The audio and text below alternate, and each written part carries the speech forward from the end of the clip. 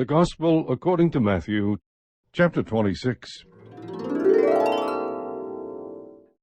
When Jesus had finished all these words, he said to his disciples, "You know that after 2 days the Passover is coming, and the Son of Man is to be handed over for crucifixion." Then the chief priests and the elders of the people were gathered together in the court of the high priest, named Caiaphas, and they plotted together to seize Jesus by stealth and kill him.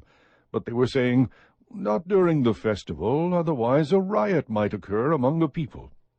Now when Jesus was in Bethany at the home of Simon the leper, a woman came to him with an alabaster vial of very costly perfume, and she poured it on his head as he reclined at the table. But the disciples were indignant when they saw this, and said, "Why this waste? For this perfume might have been sold for a high price, and the money given to the poor." But Jesus, aware of this, said to them, "Why do you bother the woman? For she has done a good deed to me. For you always have the poor with you, but you do not always have me. For when she poured this perfume on my body, she did it to prepare me for burial. Truly I say to you, wherever this gospel is preached in the whole world, what this woman has done will also be spoken of in memory of her." Then one of the 12, named Judas Iscariot, went to the chief priests and said, "What are you willing to give me to betray him to you?" And they weighed out 30 pieces of silver to him. From then on he began looking for a good opportunity to betray Jesus. Now on the first day of unleavened bread, the disciples came to Jesus and asked, "Where do you want us to prepare for you to eat the Passover?" And he said, "Go into the city to a certain man, and say to him, 'The teacher says, my time is near. I am to keep the Passover at your house with my disciples.'" The disciples did as Jesus had directed them, and they prepared the Passover. Now when evening came, Jesus was reclining at the table with the 12 disciples. As they were eating, he said, "Truly, I say to you that one of you will betray me." Being deeply grieved, they each one began to say to him, "Surely not I, Lord."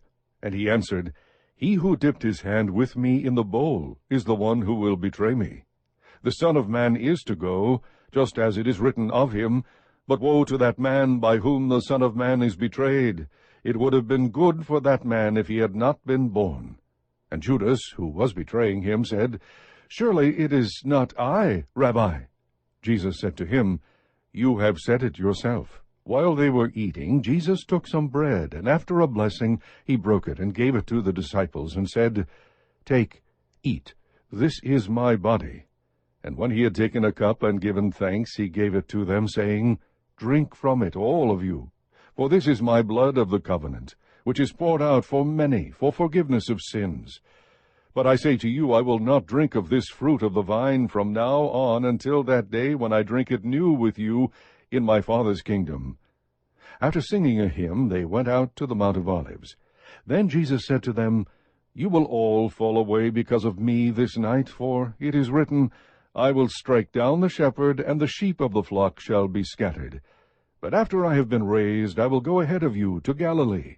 But Peter said to him, "Even though all may fall away because of you, I will never fall away." Jesus said to him, "Truly I say to you that this very night, before a rooster crows, you will deny me 3 times. Peter said to him, "Even if I have to die with you, I will not deny you." All the disciples said the same thing too. Then Jesus came with them to a place called Gethsemane, and said to his disciples, "Sit here while I go over there and pray."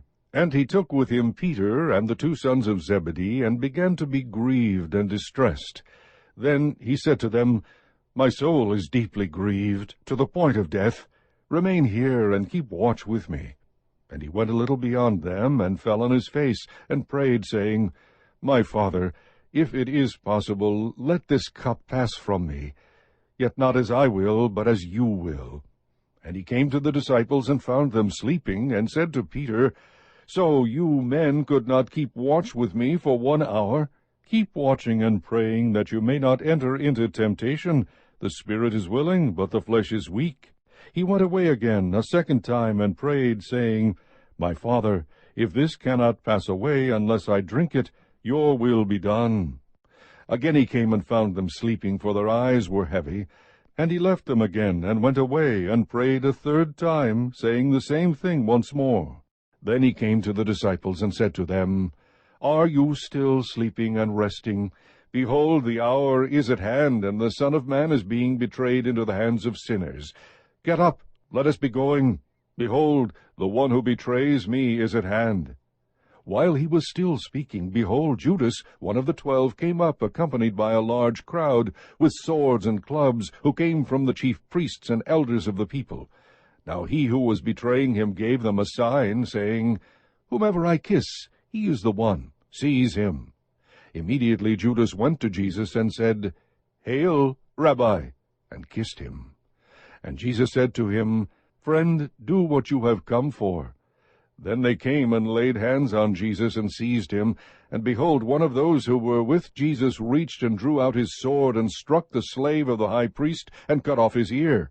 Then Jesus said to him, Put your sword back into its place, for all those who take up the sword shall perish by the sword. Or do you think that I cannot appeal to my Father, and he will at once put at my disposal more than 12 legions of angels? How then will the Scriptures be fulfilled, which say that it must happen this way? At that time Jesus said to the crowds, Have you come out with swords and clubs to arrest me as you would against a robber? Every day I used to sit in the temple teaching, and you did not seize me. But all this has taken place to fulfill the Scriptures of the prophets. Then all the disciples left him and fled.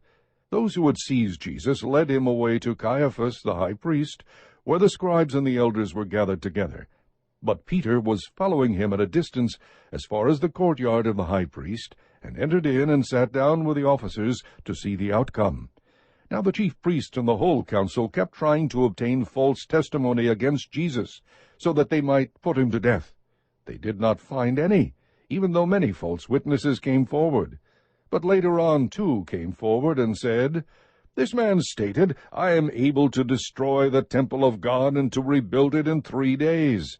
The high priest stood up and said to him, Do you not answer? What is it that these men are testifying against you? But Jesus kept silent.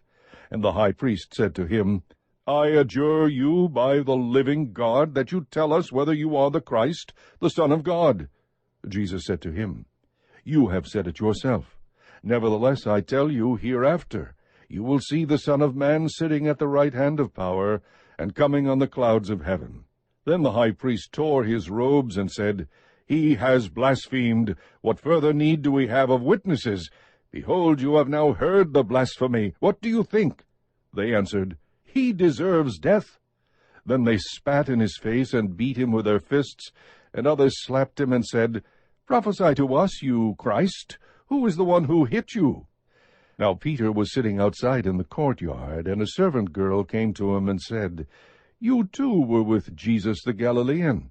But he denied it before them all, saying, I do not know what you are talking about. When he had gone out to the gateway, another servant girl saw him and said to those who were there, This man was with Jesus of Nazareth. And again he denied it with an oath, I do not know the man. A little later the bystanders came up and said to Peter, Surely you too are one of them, for even the way you talk gives you away. Then he began to curse and swear, I do not know the man. And immediately a rooster crowed. And Peter remembered the word which Jesus had said, Before a rooster crows, you will deny me 3 times. And he went out and wept bitterly.